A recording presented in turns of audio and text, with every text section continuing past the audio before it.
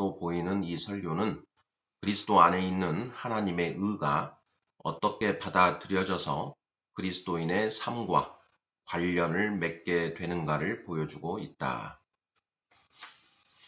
형제들이여, 너희 안에 이 마음을 품으라. 곧 그리스도 예수의 마음이니 그는 근본 하나님의 본체시나 하나님과 동등됨을 취할 것으로 여기지 아니하시고. 빌립보서 2장 5절 6절 말씀. 인간의 죄가 두 종류이듯이 그리스도인의 의에도 두 종류가 있습니다. 첫 번째는 외래적인 의로서 밖으로부터 스며들어온 다른 분의 의입니다. 이것은 그리스도의 의로서 고린도전서 1장 30절에 예수는 하나님께로 나와서 우리에게 지혜와 의로움과 거룩함과 구속함이 되셨으니 라고 기록된 것처럼 그리스도께서는 이 의를 통해 믿음으로 말미암아 우리를 의롭다 하십니다. 요한복음 11장 25, 26절에서 그리스도께서는 친히 이렇게 말씀하고 계십니다. 나는 부활이요 생명이니 나를 믿는 자는 영원히 죽지 아니하리니. 조금 뒤에 그리스도께서는 요한복음 14장 6절에서 이렇게 덧붙이십니다. 내가 곧 길이요 진리요 생명이니.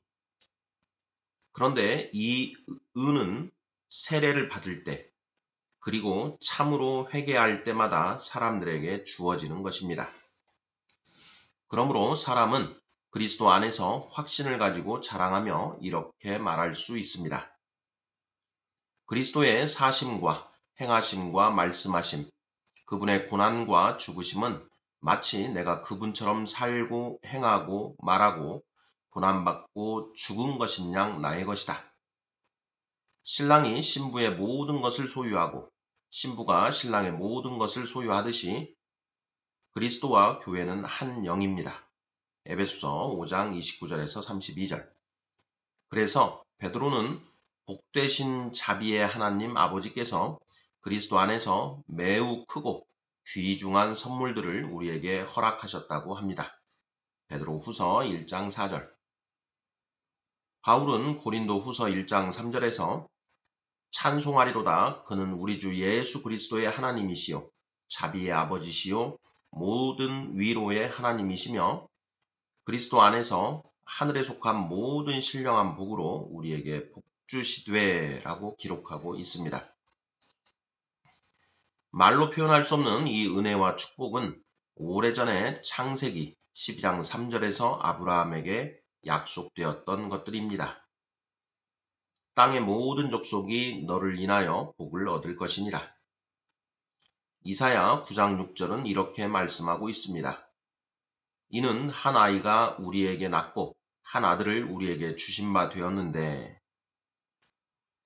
우리에게라고 말한 것은 로마서 8장 32절에서 자기 아들을 아끼지 아니하시고 우리 모든 사람을 위하여 내어주시니가 어찌 그 아들과 함께 모든 것을 우리에게 주지 아니하시겠느뇨 라고 되어 있는 것처럼 우리가 그분을 믿으면 그분은 그분의 모든 유익과 더불어 전적으로 우리의 것이 되기 때문입니다. 그러므로 그리스도께서 가지신 모든 것이 우리의 것입니다. 우리는 진노와 정죄 그리고 또한 지옥을 받아 마땅했지만 하나님의 한량없는 자비로 말미암아 이 모든 것이 우리 무가치한 인간에게 은혜로 주어진 것입니다. 그러므로 자기 아버지의 가장 거룩한 뜻을 행하러 왔다고 말씀하신 그리스도 자신도 아버지께 복종하셨습니다. 그리고 나는 섬기는 자로 너희 중에 있느니라고 말씀하시면서 누가복음 22장 27절 그분은 무엇을 행하든 그 모든 것을 우리를 위하여 하셨으며 또한 우리의 것이 되기를 바라셨습니다. 또한 그분은 이것은 너희를 위하여 주는 내 몸이라고 말씀하십니다. 누가복음 22장 19절. 이사야 43장 24절은 너는 너의 죄짐으로 나를 수고롭게 하며 너의 죄악으로 나를 괴롭게 하였느니라고 말씀하고 있습니다. 그러므로 그리스도에 대한 믿음으로 말미암아 그리스도의 의는 우리의 의가 되며 그분이 가진 모든 것이 우리의 것이 됩니다. 아니, 차라리 그분 자신이 우리의 것이 된다고 말하는 것이 좋겠습니다. 그러므로 사도는 로마서 1장 17절에서 그것을 하나님의 의라고 부릅니다.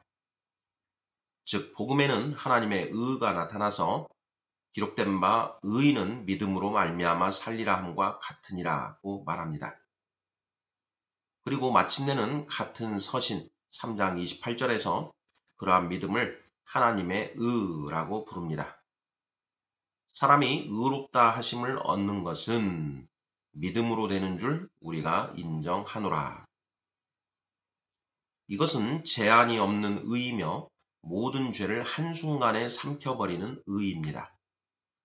왜냐하면 죄가 그리스도 안에 존재한다는 것은 불가능하기 때문입니다. 이와 반대로 그리스도를 신뢰하는 자는 그리스도 안에 존재합니다. 그는 그리스도와 함께하는 자이며 그리스도와 똑같은 의를 가진 자입니다. 그러므로 죄가 그 안에 남아 있다는 것은 불가능합니다. 이 의가 1차적입니다. 그것은 우리 자신의 모든 실제적 의의 근거이며 원인이며 근원입니다. 왜냐하면 이 의는 아담 안에서 이뤄진 원래의 의 대신에 주어진 의이기 때문입니다. 그것은 원래의 의가 수행했을 일과 똑같은 일을 수행합니다. 오히려 그보다 더 많은 일을 수행합니다. 우리는 시편 30편에 있는 기도 여호와여 내가 주께 피하오니 나로 영원히 부끄럽게 마시고 주의 의로 나를 건지소서를 그러한 의미로 이해해야 합니다. 이 구절은 나의 의로라고 말하지 않고 주의 의로, 즉 믿음으로 말미암아 그리고 하나님의 은혜와 자비로 인하여 우리의 것이 된 나의 하나님, 그리스도의 의로라고 말합니다. 시편의 많은 구절에서 믿음은 주의 일, 고백, 하나님의 능력, 자비, 진리, 의라고 불립니다. 이 모든 것들은 그리스도에 대한 믿음, 좀 더 정확히 말하자면 그리스도 안에 있는 의를 일컫는 명칭들입니다. 그러므로 사도는 갈라디아서 2장 20절에서 이제는 내가 산 것이 아니요 오직 내 안에 그리스도께서 사신 것이라고 과감하게 말합니다. 나아가 그는 에베소서 3장 14절에서 17절 부분에서 내가 아버지 앞에 무릎을 꿇고 비노니 믿음으로 말미암아 그리스도께서 너희 마음에 계시게 하시옵고 라고 말합니다. 그러므로 우리의 행함 없이 다만 은혜로 인하여 우리 안에 스며들어온 이 외래적 의는 원죄와 상반되는 것입니다. 이 원죄도 마찬가지로 우리가 우리의 행함 없이 다만 출생에 의해서 얻은 외래적인 것입니다. 그리스도에 대한 믿음과 지식이 자라가는 정도에 따라 그리스도께서 날마다 옛 아담을 점점 더 몰아내십니다.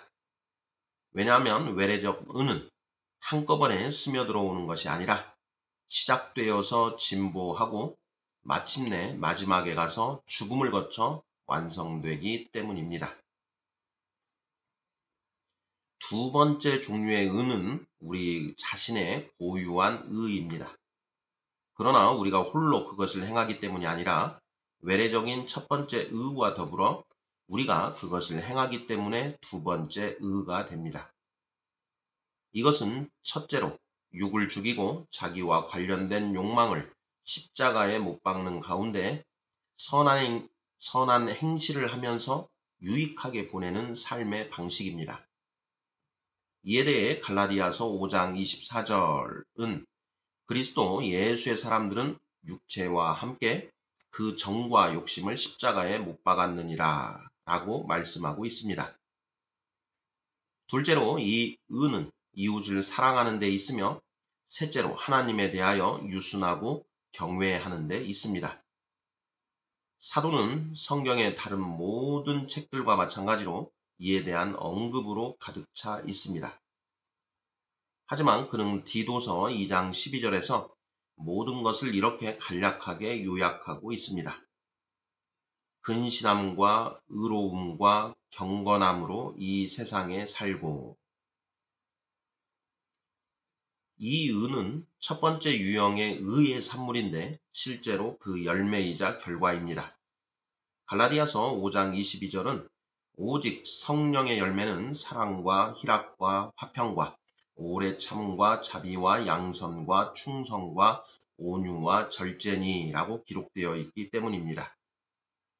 여기에 언급된 행위들은 사람들의 행위들이기 때문에 이 구절에서 영적인 인간을 성령이라고 부른 것이 분명합니다. 요한복음 3장 6절에서는 이렇게 말씀하고 있습니다. 육으로 난 것은 육이요 성령으로 난 것은 영이니. 이 의는 항상 옛 아담을 제거하고 죄의 몸을 멸하려고 노력하면서 첫 번째 의를 완성해 나가는 일을 계속합니다. 그러므로 이 의는 자신을 미워하고 이웃을 사랑하며 자신의 유익을 구하지 않고 다른 사람의 유익을 구합니다. 그리고 이러한 것이 그 의의 전체 생활 방식입니다. 그 의는 자신을 미워하고 자신의 것을 구하지 않기 때문에 육을 십자가에 못 박습니다. 그 의는 다른 사람의 유익을 구하기 때문에 사랑을 행합니다. 그래서 그 의는 모든 영역에서 하나님의 뜻을 행하여 자기에 대해서는 근신하며 이웃에 대해서는 의로우며 하나님에 대해서는 경건하게 삽니다. 이 의는 이 점에서 그리스도의 본을 따르는 것이며 그리스도의 형상으로 변화되는 것입니다. 그리스도께서 요구하시는 것이 바로 이것입니다. 그리스도 자신이 우리를 위하여 모든 것을 행하며 자신의 유익을 구하지 않고 우리들의 유익만을 구했듯이 우리도 우리 이웃을 위해 그 같은 본을 보이기를 그리스도께서는 바라고 계십니다. 우리는 로마서 6장 19절에서 이 의가 우리 자신의 실제적 죄와 상반된다는 것을 알게 됩니다. 전에 너희가 너희 지체를 부정과 불법에 들여 불법에 이른 것 같이 이제는 너희 지체를 의에게 종으로 들여 거룩함에 이르라. 그러므로 첫 번째 의를 통해 영혼에게 나는 너의 것이다 라고 말하는 신랑의 음성이 울려 나오는 반면에 두 번째 의를 통해 나는 당신의 것입니다 라고 대답하는 신부의 음성이 나옵니다. 그때에 그 결혼은 완성되며 아가서 2장 16절에 나의 사랑하는 자는 내게 속하였고 나는 그에게 속하였구나 라는 말씀에 따라 그 결혼은 굳고 완전하게 됩니다. 그때의 영혼은 더 이상 자신 안에서 그리고 자신을 위해서 의롭게 되기를 구하지 않고 그리스도를 자신의 의로 가지며 그러므로 다른 영혼들의 행복만을 구하게 됩니다. 그러므로 회당의 주님은 선지자를 통하여 이렇게 경고하십니다. 내가 유다 성읍들과 예루살렘 거리에 기뻐하는 소리, 즐기는 소리, 신랑의 소리, 신부의 소리가 끊어지게 하리니. 예레미야 7장 34절. 이것이 지금 우리가 살펴보고 있는 본문이 말하고 있는 것입니다. 너희 안에 이 마음을 품으라 곧 그리스도 예수의 마음이니. 빌립보서 2장 5절. 이것은 그리스도께서 여러분을 향해 행하신 것을 여러분이 안 것만큼 서로를 향해 관심을 기울이고 행해야 한다는 것을 의미합니다. 어떻게 하라는 것입니까? 그것은 그는 근본 하나님의 본체시나 하나님과 동등됨을 취할 것으로 여기지 아니하시고 오히려 자기를 비어 종의 형체를 가져 라는 말씀에 분명히 나와 있습니다. 여기서 하나님의 본체라는 말은 하나님의 본질을 의미하지 않습니다. 왜냐하면 그리스도는 결코 자기 자신에게서 하나님의 본질을 비운 것은 아니기 때문입니다. 또한 종의 형체라는 어구는 인간의 본질을 의미한다고 할 수 없습니다. 그러나 하나님의 본체는 지혜와 능력과 의와 선이며 또한 자유이기도 합니다. 그리스도는 자유롭고 능력있고 지혜로운 인간이었으며 다른 모든 인간들이 종속되어 있었던 악이나 죄들에 종속되어 있지 않았습니다. 그분은 특히 하나님의 본체의 고유한 속성들을 뛰어나게 가지고 계셨습니다. 하지만 그분은 그러한 본체를 가졌다고 교만하지 않았으며 그것을 가지고 스스로를 기쁘게 하지 않았습니다. 로마서 15장 3절. 또한 그분은 여러 가지 악에 사로잡히고 종속된 사람들을 경멸하거나 멸시하지 않았습니다. 그리스도는 하나님이여 나는 다른 사람들과 같지 아니함을 감사하나이다 라고 말한 바리새인과 같지 않았습니다. 그 바리새인은 다른 사람들이 비참한 것을 기뻐했기 때문입니다. 어쨌든 그 바리새인은 다른 사람들이 자기와 같게 되는 것을 바라지 않았습니다. 이것은 자기를 위해 물건을 강탈하는 강도 행위와 같은 것입니다. 아니, 이렇게 말하는 것이 좋겠습니다. 그 바리새인은 자기가 가진 것을 움켜쥐고 하나님의 것을 하나님께 분명하게 돌리지 않습니다. 또한 그는 다른 사람들이 자기와 같이 될까 하여 하나님의 것들을 가지고 다른 사람들을 섬기지 않습니다. 이런 류의 사람들은 하나님과 같게 되기를 바라며 자만하며 스스로를 기쁘게 하며 스스로를 영광스럽게 하며 아무에게도 책임을 지지 아니하고자 합니다. 하지만 그리스도는 그런 생각을 품지 않았으며 그분의 지혜는 그런 종류의 것이 아니었습니다. 그분은 하나님의 본체를 하나님 아버지께 돌려주고 자신을 비웠으며 자신의 지위를 우리를 억누르는 데 사용하려 하지 않았으며 우리와 달리 되기를 원하지도 않았습니다. 더욱이 그분은 우리를 위하여 우리 가운데 한 사람처럼 되었으며 종의 형체를 지녔습니다. 즉 그분은 모든 악들에 자신을 종속시켰습니다. 그분은 자유로웠지만 사도가 스스로에 대하여 말하고 있는 것과 마찬가지로 스스로 모든 사람의 종이 되었으며 마치 우리의 모든 악들이 실제로 자신의 것인 양 살았습니다. 따라서 그분은 우리의 죄와 형벌을 짊어지셨고 우리를 위해 그것들을 정복하면서도 마치 자신을 위해 그것들을 정복하는 것처럼 행하셨습니다. 그분과 우리의 관계로 말하자면 그분은 우리의 하나님과 주님이 될 능력을 지니고 계셨지만 그렇게 하시려고 하지 않고 오히려 로마서 15장 1절 3절에 기록된 바와 같이 우리의 종이 되기를 바라셨습니다. 우리 강한 자가 자기를 기쁘게 하지 아니할 것이라. 그리스도께서 자기를 기쁘게 하지 아니하셨나니 기록된 바 주를 비방하는 자들의 비방이 내게 미쳤나이다. 시편 69장 69편 9절 말씀과 같으니라. 이 시편으로부터의 인용문은 바울로부터의 인용문과 동일한 의미를 가지고 있습니다. 이 구절은 많은 사람들이 긍정으로 이해해 왔지만 다음과 같이 부정으로 이해해야 합니다.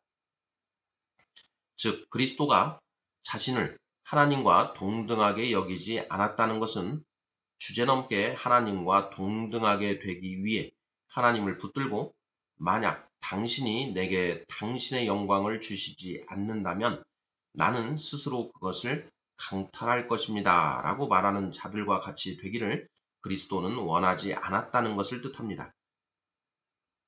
이 구절을 다음과 같이 긍정으로 이해해서는 안 됩니다. 그분은 자신이 하나님과 동등하다고 생각하지 않았다. 즉 그분은 자기가 하나님과 동등하다는 사실을 강도 행위로 여기지 않았다. 이 해석은 본래적 이해를 바탕으로 하고 있는 것이 아닙니다. 왜냐하면 본래적 이해는 사람인 그리스도에 대해 말하고 있기 때문입니다. 사도는 개개 그리스도인은 그리스도의 본을 따라 다른 사람의 종이 되어야 할 것이라고 말하고자 한 것입니다. 만약 어떤 사람이 다른 사람보다 뛰어난 지혜와 의와 능력을 가지고 있다면, 말하자면 하나님의 형체를 자랑할 수 있다면 그는 이 모든 것을 자기 속에 품어두지 말고 그것들을 하나님께 드려서 마치 그것들을 소유하지 않은 것처럼 그러한 것들을 가지고 있지 않은 자들 가운데 한 사람처럼 되어야 합니다. 바울의 의도는 각 사람이 자신을 잊어버리고 자기에게서 하나님의 선물들을 비울 때 이웃의 연약함과 죄와 어리석음을 바로 자신의 것인 것처럼 행해야 한다는 것입니다.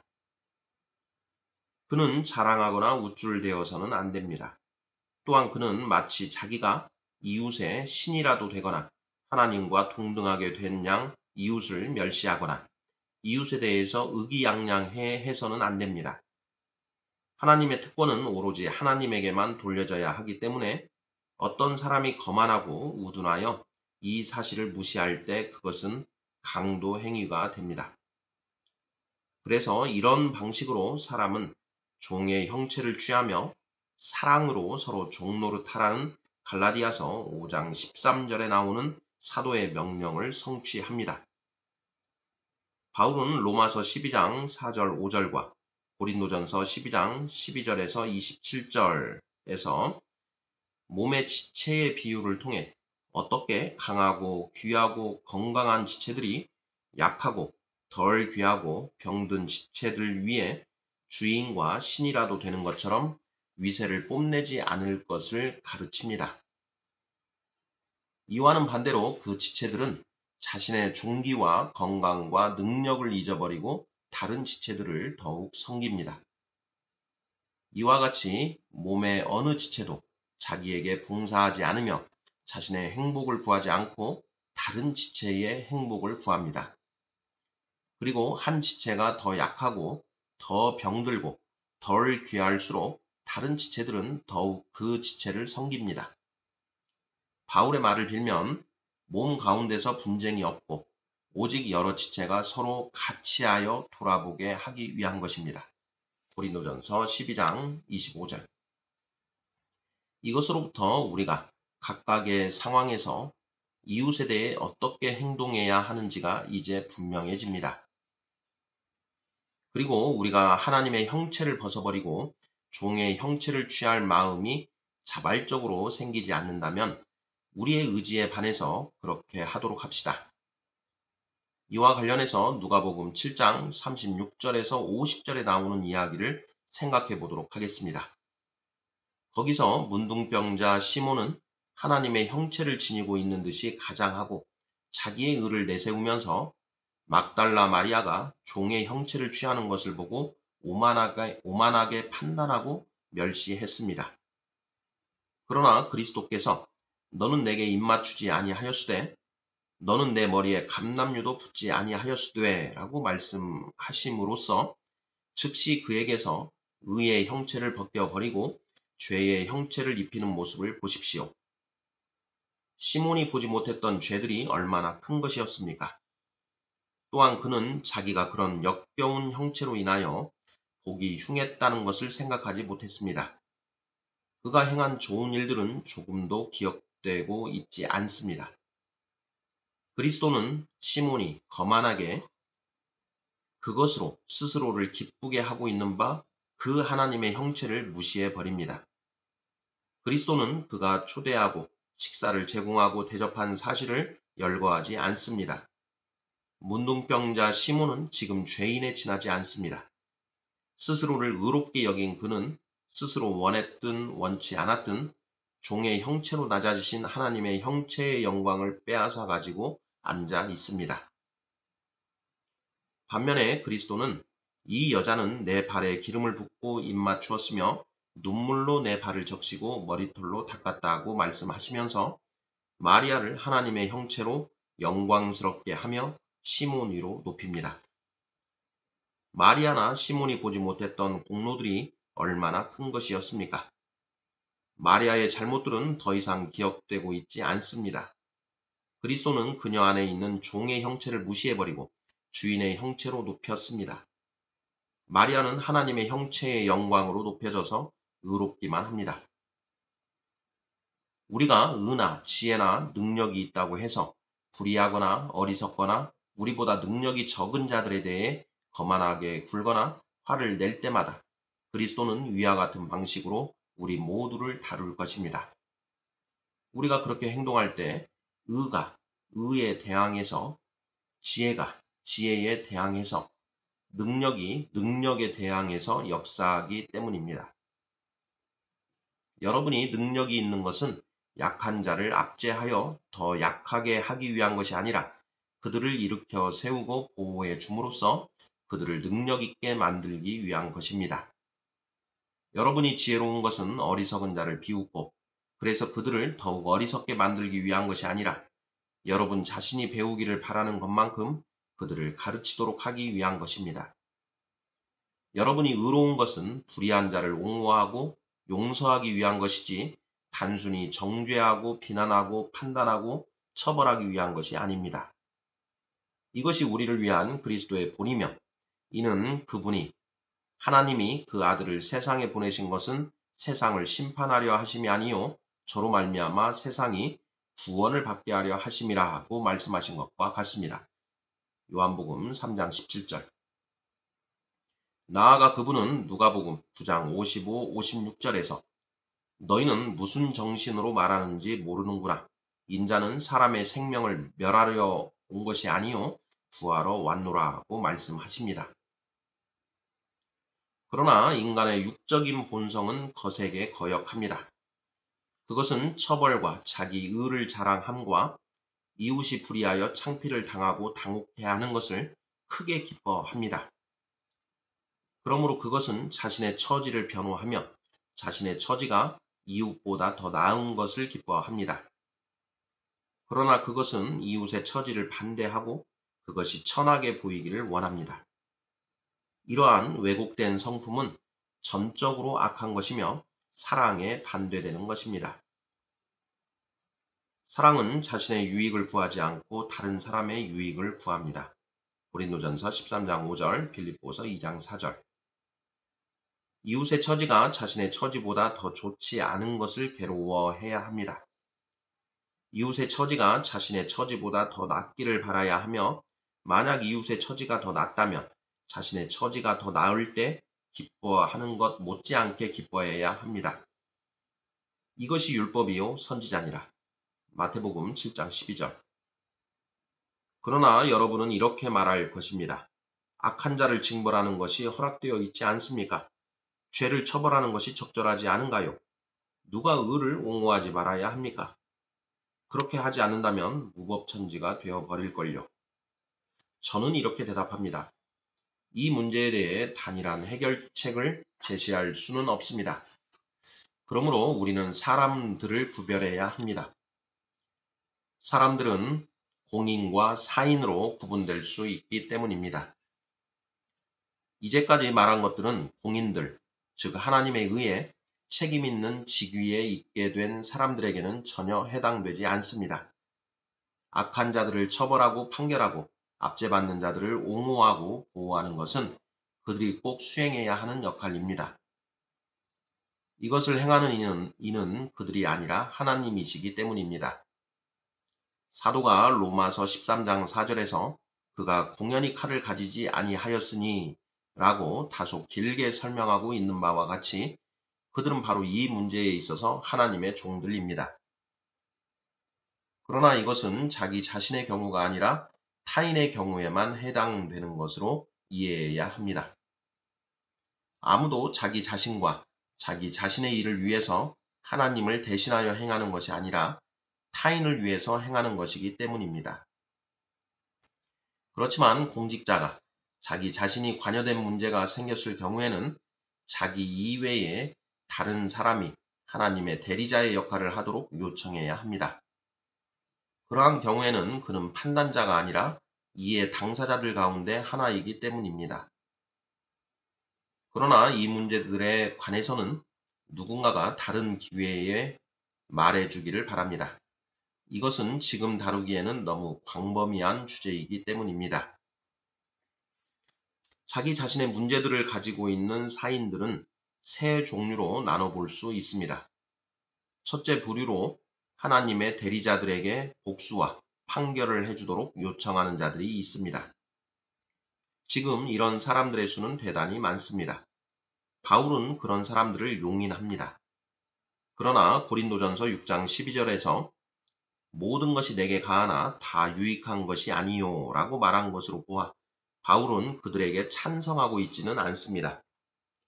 도리어 그는 그 동일한 장에서 너희가 피차 송사함으로 너희 가운데 이미 완연한 허물이 있나니라고 말합니다. 6장 7절. 하지만 그는 더 큰 악을 피하기 위하여 이보다 작은 악을 용인합니다. 이는 그들이 자신의 이익을 요구하면서 자신들을 변호하고 서로가 폭력을 사용하고 악을 악으로 갚지 않도록 하기 위한 것입니다. 그럼에도 불구하고 그런 사람들은 단순히 합법적인 것에 불과한 일들을 버리고 유익한 일을 추구함으로써 좀 더 낮게 변화되지 않는다면 하늘나라에 들어가지 못할 것입니다.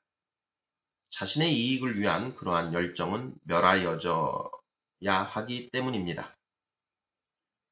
둘째 부류에는 복수를 바라지 않는 사람들이 있습니다. 오히려 그들은 복음서에 따라 속옷을 취하고자 하는 자들에게 겉옷도 줄 준비가 되어 있으며 어떤 악에도 대항하지 않습니다. 이런 사람들은 하나님의 아들들이며 그리스도의 형제들이며 장래 축복의 상속자들입니다. 그러므로 성경에서는 그들을 아비 없는 자, 과부, 버림받은 자라고 부릅니다. 그들은 스스로 복수하지 않기 때문에 하나님은 그들의 아버지와 재판장이 되기를 원하십니다. 시편 68편 5절. 그들은 스스로 복수하는 일이 없으며 만약 관원들이 그들을 대신해서 복수하고자 한다면 그것을 바라지 않고 구하지 않거나 아니면 단순히 그것을 허용할 따름입니다. 또는 만약 그들이 가장 고귀한 이들에 속한 사람들이라면 복수를 금하고 막으며 오히려 다른 소유물까지 이를 준비를 하고 있을 것입니다. 그런 사람들은 매우 드물며 그렇게 하는 사람이 어떻게 이 세상에서 살아남을 수 있겠는가 하고 말한다고 합시다. 저는 이렇게 대답합니다. 즉 구원받는 사람이 적고 생명으로 인도하는 문은 좁으며 그것을 찾는 자가 적다는 것은 오늘날 새롭게 발견한 것이 아니라고 말입니다. 그러나 아무도 이렇게 하지 않는다면 가난한 자, 고아, 과부들을 그리스도의 백성이라고 부르고 있는 성경이 어떻게 타당하겠습니까? 그러므로 이 둘째 부류에 속한 사람들은 자신들의 손해나 피해보다 자기에게 피해를 입힌 사람들의 죄에 대해 더욱 슬퍼합니다. 그리고 그들이 슬퍼하는 것은 자신들이 당한 손해를 복수하기 위해서가 아니라 그 가해자들에게 그들의 죄를 생각나게 하기 위한 것입니다. 그러므로 그들은 자신들의 의의 형체를 벗어버리고 다른 사람들의 형체를 입고 핍박하는 자들을 위해 기도하며 저주하는 자들을 축복하고 악을 행하는 자들을 선대하며 바로 자기의 원수들이 구원받도록 그들을 위해 형벌을 감당하고 보속을 할 준비가 되어 있습니다. 마태복음 5장 44절. 이것이 복음이요 그리스도의 모범입니다. 누가복음 23장 34절. 셋째 부류로는 신념에 있어서는 방금 말한 둘째 유형과 같으나 실천에 있어서는 그들과 같지 않은 사람들이 있습니다. 그들은 자기의 소유를 반환하기를 요구하거나 그에 상응하는 처벌을 요구하는 자들입니다만 그들이 이렇게 하는 것은 자기들의 유익을 구해서가 아니라 자기들의 소유에 대한 처벌이나 배상을 통해 자기 소유를 훔치거나 피해를 준 자의 개선을 구해서입니다. 그들은 범죄자는 처벌 없이는 개선될 수 없다고 생각합니다.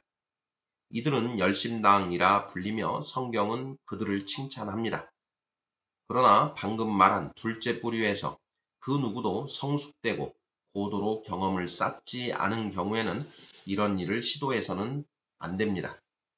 이는 그가 분노를 열심으로 착각하지 않도록 하기 위해서이며 자기가 정의에 대한 사랑에서 행하고 있다고 믿는 것이 분노와 성급함에서 행하고 있다는 정죄를 받지 않도록 하기 위한 것입니다. 분노는 열심과 비슷하고 성급함은 정의에 대한 사랑과 비슷하기 때문에 가장 영적인 사람 이외에는 그것들을 충분히 구별해낼 수 없기 때문입니다. 요한복음 2장 14절에서 17절에 기록되어 있는 것처럼 그리스도는 매매하는 자들을 채찍으로 성전에서 쫓아내었을 때 그런 열심을 보였습니다.